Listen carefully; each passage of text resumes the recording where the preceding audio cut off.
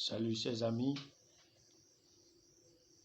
nous sommes réunis autour des Écritures saintes où nous partageons du livre des Proverbes, chapitre 31, versets 10 à 13, 19 à 20, 30 à 31. Et la première lettre de Saint Paul l'apôtre aux Thessaloniciens, le chapitre 5, versets 1 à 6. Et l'évangile de Saint Matthieu, chapitre 25, versets 14 à 30. Nous réfléchissons autour du thème « Où est votre fruit ?» Aujourd'hui, d'ailleurs, l'Église nous invite à prier et à partager avec les pauvres, comme nous célébrons la journée mondiale des pauvres, instituée par le pape François. Jésus, selon Saint Jean, dans son évangile, chapitre 15, verset 16, nous a choisis en premier, afin que nous portions des fruits en abondance. Alors, c'est évident que tout être humain choisi par Dieu, grâce à la création, en plus grâce à la rédemption, est capable de porter des fruits.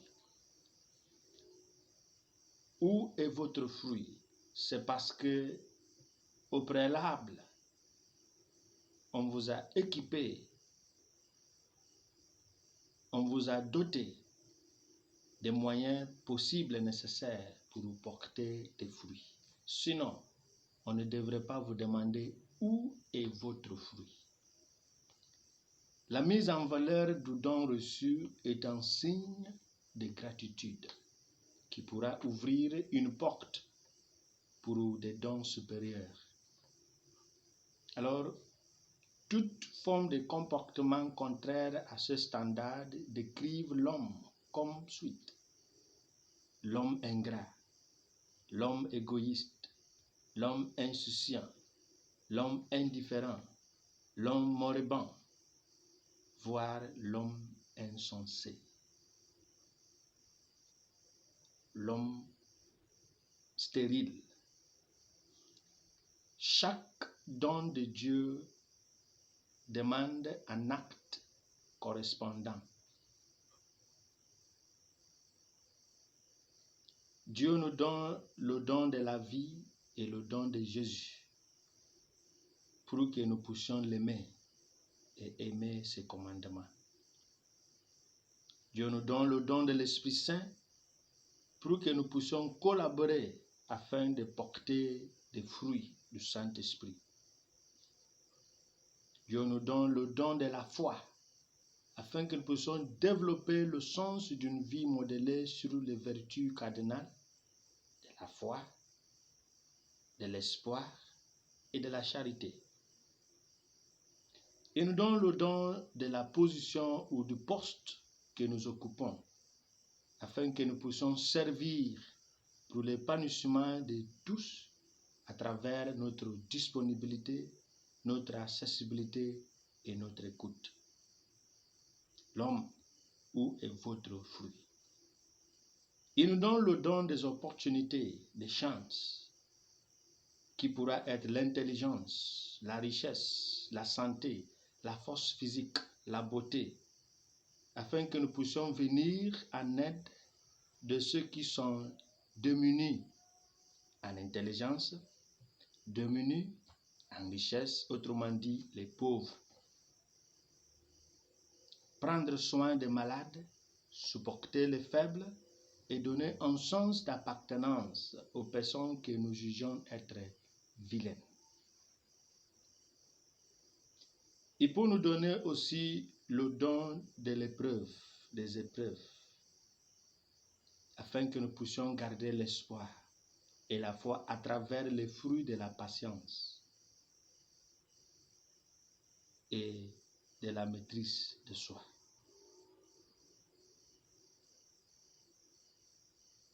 Agir conformément aux exigences des dons reçus, c'est mettre en valeur ces dons et d'être à l'objectif de Dieu, car aucune chose n'arrive par hasard.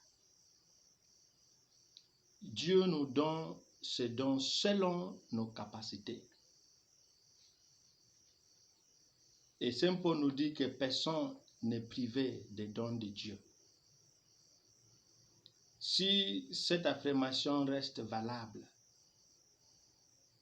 on pourra poser des questions pour savoir d'où vient l'improductivité de l'homme. Pour moi, c'est le résultat du manque d'une sécurité psychologique, de ne pas vouloir se lancer parce qu'on n'est pas à l'aise. Si on agit mal, on va nous blâmer. On ne peut pas prendre des risques parce qu'il n'y a pas de sécurité psychologique. C'est le résultat de la méfiance envers tous, de manque d'entrepreneuriat, d'une comparaison destructive ou malsaine, de l'indifférence, de la jalousie, du manque de valeur envers ce qu'on a reçu et envers le donateur de ce don. Ou bien d'une vie vécue dans l'injustice fictive ou imaginaire, avoir la tendance à dire que tout le monde me déteste ou que je suis toujours injustement traité ou marginalisé. Ce sont les choses qui pourront arriver dans la vie de l'homme qui a beaucoup reçu mais qui n'est pas productive.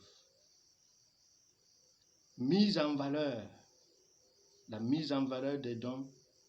Aujourd'hui, on nous présente l'image, selon le livre des Proverbes, l'image d'une femme parfaite. Elle était consciente de ce qu'elle a reçu. Elle était consciente que d'autres dépendent de ses activités. C'est pourquoi elle s'est lancée dans la productivité. Si les gens dépendent de nous, permettez-moi de dire que Dieu agit des fois comme un capitaliste qui investit pour avoir des bénéfices. Dieu nous donne ces dons pour qu'on puisse tourner nos regards vers lui. En tournant nos regards vers lui, nous allons porter des fruits.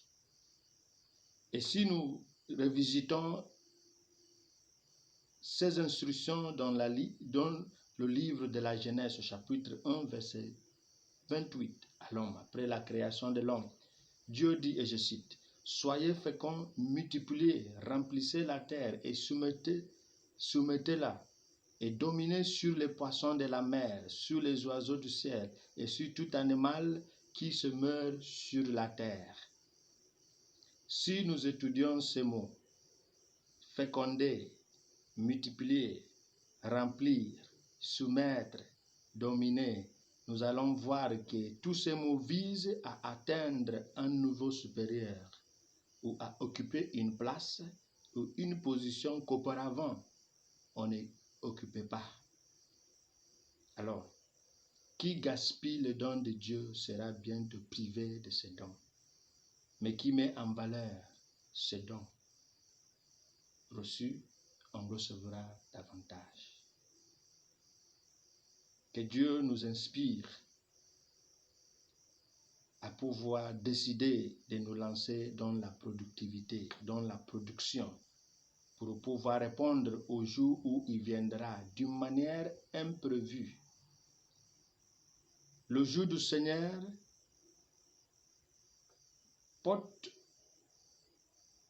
la qualité d'autant imprévisibilité. L'état de ce jour, ce n'est pas le jour où on n'est pas prévu, mais on ne peut pas prévoir ce jour. Et l'allusion qu'on a fait, que le jour du Seigneur viendra comme un voleur la nuit, nous présente cette idée. Faisons l'allusion à l'imprévisibilité du temps, ce qui est différent de dire imprévu. Faisons allusion à la nuit, nous parle de l'incapacité et de l'immobilité de l'homme d'agir face à cette visite soudaine. Cette période, c'est la période d'auto-évaluation. Mais la période ou le temps où le Seigneur viendra pour juger, c'est le jour du jugement hiérarchique, où tout être vivant seront soumis à l'évaluation divine, où Dieu aura la prérogative de décrire ses critères et de donner ses notes. Demandons au Seigneur la grâce de pouvoir mettre en valeur ce qu'il nous a donné pour qu'on puisse au dernier jour lui dire: voici, Maître, le fruit que j'ai produit à partir de ce que tu m'as donné, afin qu'il puisse nous donner une place. Et là, le fruit le plus précieux que nous pouvons porter, c'est de faire la volonté de Dieu et d'amener par enseignement les autres à faire la volonté de Dieu. Faire la volonté de Dieu, aujourd'hui l'Église nous invite de passer par le chemin de l'aide, de l'assistance envers les pauvres. Demandons cette grâce au Christ pour qu'il puisse nous aider.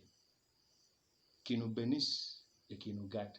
Au nom du Père et du Fils et du Saint-Esprit. Amen.